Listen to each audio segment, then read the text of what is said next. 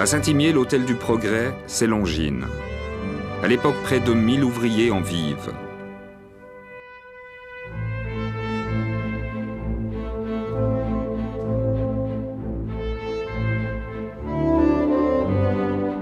C'est un véritable cortège, les gens qui venaient travailler.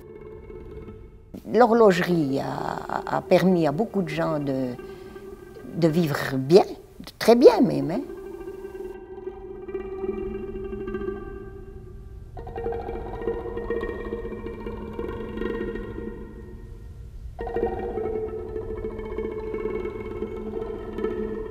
Saint-Imier sans Longines, c'est une zone sinistrée. On serait une banlieue de Bienne, Chaux-de-Fonds et tout. Hein.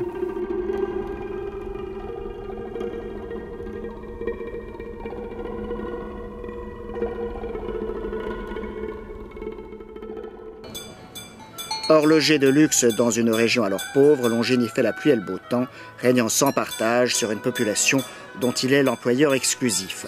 Il faut s'imaginer dans nos fermes ici autour et dans nos maisons à Saint-Imier, les gens travaillaient quand ils voulaient, ils se levaient quand ils voulaient.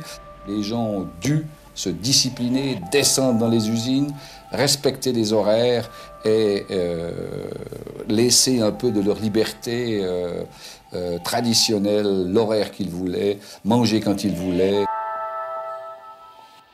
Tout le monde travaillait là-dedans.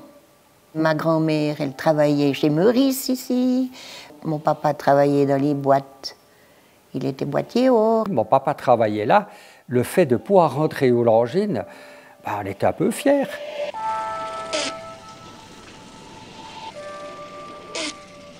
J'ai travaillé chez Réville jusqu'en 1992. Et ensuite, on a été transféré ici, dans les bâtiments Longines. Et puis, j'ai pris ma retraite en 2013. J'ai commencé ces Longines le 1er septembre 1969. J'ai travaillé 50 ans et 3 mois. J'ai plutôt fait dans le secteur administratif. J'ai aussi ma femme qui a eu travaillé, mon ex-femme, quoi, si j'ose le dire. Et puis ma fille. Ma fille, elle a pris la relève.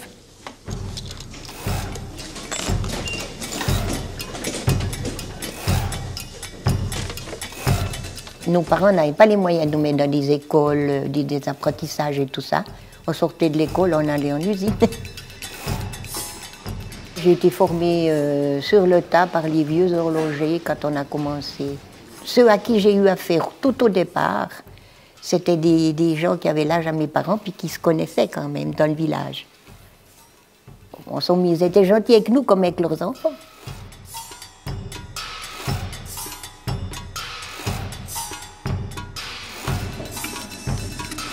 Il y avait des horaires fixes. On commençait le matin à 7h moins 10, on finissait presque à 6h le soir. On travaillait encore le samedi matin. C'était des semaines de 45, 48 heures, quoi. Et puis l'ambiance, elle était beaucoup plus disciplinée qu'aujourd'hui. Il y avait une première sonnerie qui nous faisait lever, on partait tous travailler, mais la deuxième sonnerie, on devait être assis à son travail. Dans le vestiaire, il y avait une bonne ambiance, on plaisantait, mais quand ça sonnait, c'était hop, on filait s'asseoir à son travail. Nivarox à Saint-Imier est la seule entreprise à produire ce qu'on appelle le cœur de la montre, soit l'échappement, le balancier et le spiral. Toutes les manufactures du pays en dépendent. Personnage clé de ce travail, les régleuses. Par exemple, j'ai des filles, alors elles n'en reviennent pas que je puisse rester comme ça. Elles n'auraient jamais voulu faire ça, mais disons que... Pourquoi?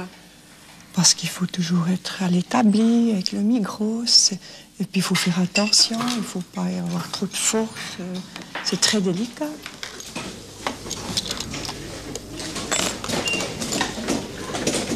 Les dames, elles font un petit peu de couture, elles font un petit peu de tricot, des choses comme ça, ce qui fait que on ne fait pas des gros travaux. Disons. Alors, dans la minutie du travail à l'établi, je crois que c'était bien. C'est pour ça qu'il y a eu beaucoup de femmes sur les chaînes ou bien à l'établi. Hein. On devait prouver plus que les hommes. Ça, c'est vrai. Hein.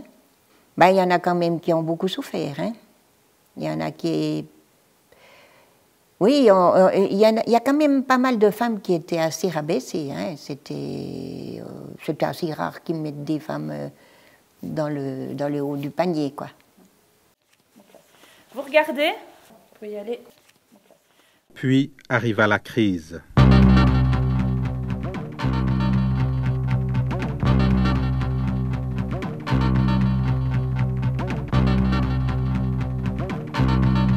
Ces usines, fierté de la région, se sont vidées. En une dizaine d'années, le Jura bernois a perdu une dizaine de milliers d'habitants. La population a vieilli. Au traumatisme politique de la victoire séparatiste s'est ajouté le traumatisme de la crise économique. Ces machines tournaient 24 heures sur 24 pour fabriquer des petites pièces. Alors, quand la crise horlogère est arrivée, le quartz a supplanté le mécanique et toutes ces machines, on n'en avait plus besoin. Et alors ça me fait penser à la crise sombre qu'on a vécue, hein, qu'on avait peur. On avait peur que tout foire, quoi. Mais il y a pas mal de choses quand même qu'on foirait. Hein. L'horlogerie helvétique est au bord du gouffre. Cette branche vitale de notre économie est menacée. L'heure est au compte. À qui la faute? C'était une ambiance assez morose à un moment donné. Mais c'était, je ne veux pas dire que ça nous consolait, mais on savait que c'était pour tout le monde. L'inconnu, pas savoir ce qui va se passer.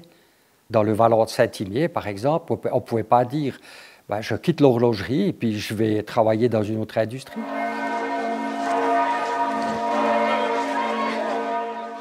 Un des moments forts, ça a été le cortège au flambeau. On n'avait pas l'habitude dans l'industrie horlogère, mais mes aînés n'avaient jamais manifesté. Et puis Longines, on a manifesté. Eh bien, ça suffit, c'est assez. Nous ne pouvons plus supporter de perte des emplois. Nous ne pouvons plus tolérer que des travailleurs et des travailleuses soient déplacés. On est parti depuis la gare de Saint-Imier, on est monté sur le pod. Ça a été impressionnant parce que les premiers arrivaient à la place du marché. Moi, j'étais au début du pod et de voir tous ces gens qui portaient une torche, ça vous donne une boule à l'estomac. Hein. Et puis là, on a senti vraiment qu'il se passait quelque chose. Il y a eu une prise de conscience, mais il y a aussi eu un esprit de solidarité envers tout le monde.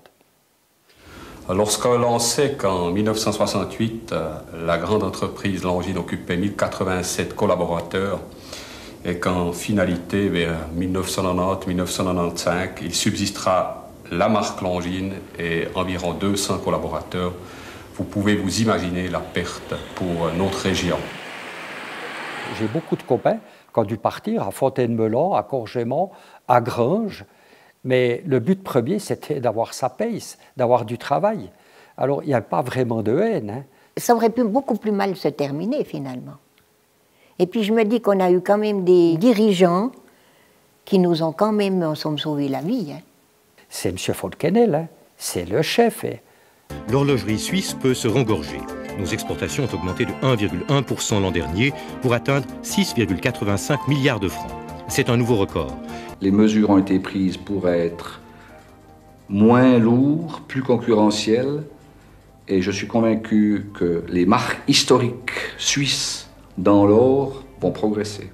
J'ai travaillé avec M. Folkenel pendant plus de 40 ans, alors je le connais mieux que mon papa. J'ai beaucoup vécu, j'ai beaucoup voyagé, je me suis fait engueuler plusieurs fois. Avec lui, je partais à la guerre. Hein.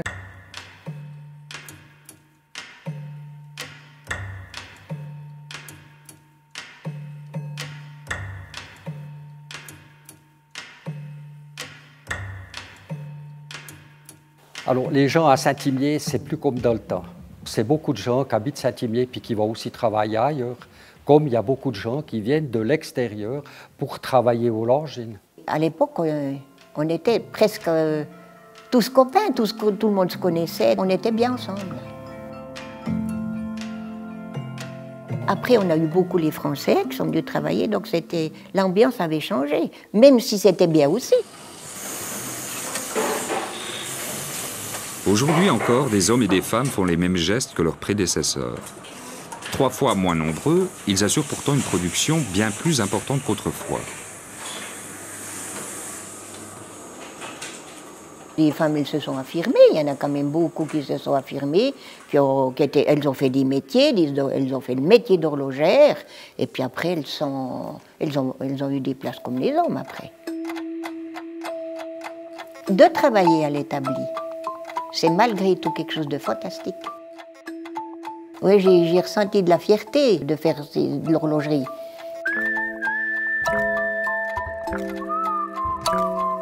Ça, c'était une montre que je trouvais magnifique.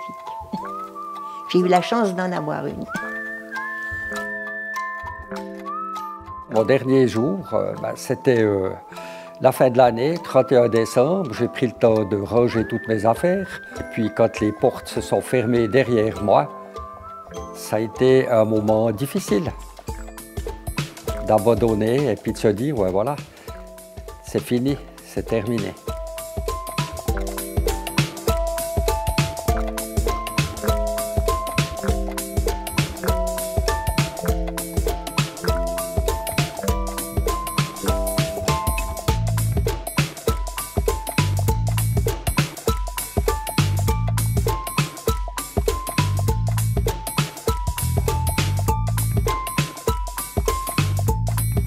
On se perd gentiment de vue, quoi.